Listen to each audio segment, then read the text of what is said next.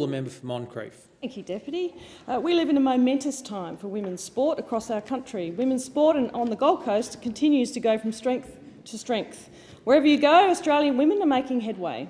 And in doing so, they inspire the next generation of sports superstars. I'm thrilled that this year saw the Gold Coast officially launch its first women's national team, the Gold Coast Suns.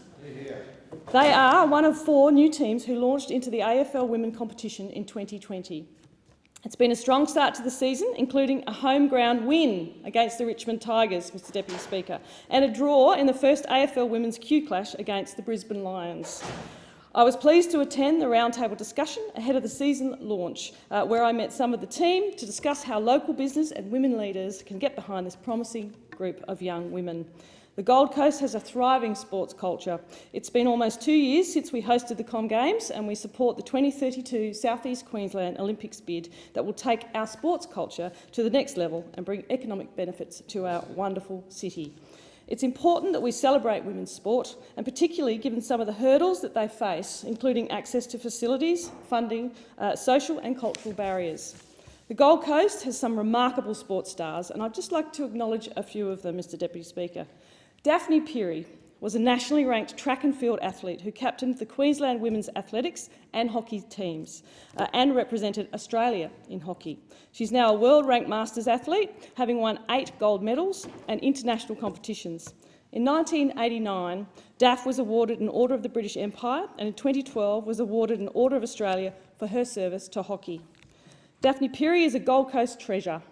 She has dedicated the majority of her life to support women and girls in sport.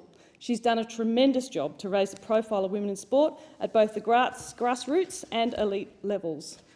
Glynis Nunn Cairns, a household name, OAM, is known for her success as an athletics all-rounder. She won dual Olympic gold in the heptathlon at the 1982 Brisbane Commonwealth Games and the 1984 LA Olympics.